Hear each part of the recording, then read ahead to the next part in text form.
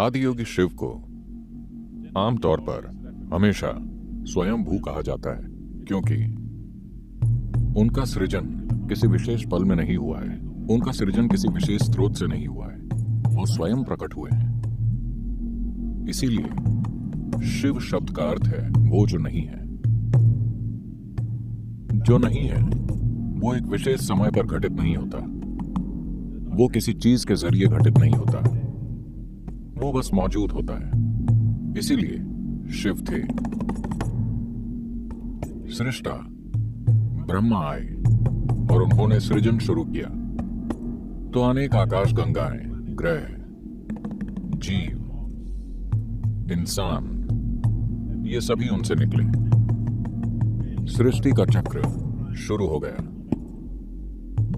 और शिव जो स्थिर बैठे थे ने अपनी आंखें खोली और सृष्टि को देखने लगे।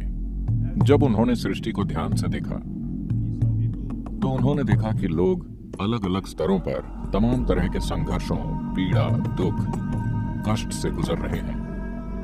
यहां वहां थोड़ा बहुत सुख और खुशी थी।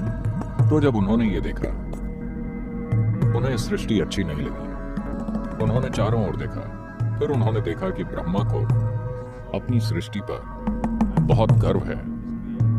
वो बहुत ही गर्व और खुशी से अपनी सृष्टि को देख रहे थे। फिर उन्हें लगा कि दो आंखें पर्याप्त नहीं है, इसलिए उन्होंने इस ओर देखने के लिए एक और सिर पैदा किया। वो किसी चीज से चूकना नहीं चाहते थे। फिर उन्होंने एक और सिर पैदा किया, फिर एक और, फिर उन्होंने एक पांचवा सिर पैदा किया जो उनके गर्व के लिए एक ताज की तरह था। किसी खास चीज को देखने के लिए नहीं, बस एक और सिर को ताज की तरह पहनने के लिए।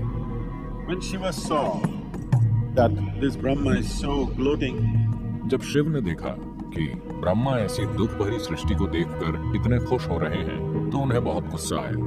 वो ब्रह्मा पर झपटे और उनका पांचवा सिर उखाड़ दिया। अब उनके पास सिर्फ चार हैं। ब्रह्मा पीड़ा से कराते हुए बोले, आप मेरे साथ ऐसा क्यों कर रहे हैं? तो शिव ने कहा, क्या आप अपनी बनाई सृष्टि को लेकर शर्मिंदा नहीं? हर कोई दुखी है।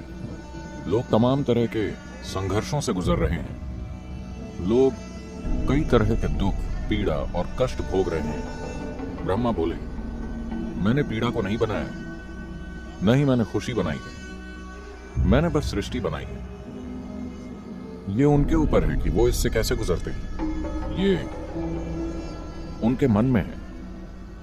फिर शिव ने कहा, मन को किसने बनाया? वो भी आपने बनाया है। ब्रह्मा बोले, मन का अपना कोई गुण नहीं है, वो सिर्फ मौजूद है। लोग उसे खुशी में बदल सकते हैं या दुख में, लोग उसे कष्ट में बदल सकते हैं या परमानंद में, ये उनके ऊपर है। फिर शिव बैठकर बहुत ध्यान से सृष्टि को देखने लगे। उन्होंने हर जीव को ध्यानपूर्वक देखा और फिर अपने मन को जानना चाहा। इसलिए उन्होंने अपनी आंखें बंद कर ली और अपनी ही सृष्टि, अपने मन की प्रकृति को देखने लगे। और जब उन्हें आत्मज्ञान हुआ, जब उनका आत्मज्ञान एक विशेष संपूर्णता पर पहुंचा कि वास्तव में सृष्टि गुणहीन है, हर व्यक्ति जो चाहे वो बन सकता है, मन गुणहीन है।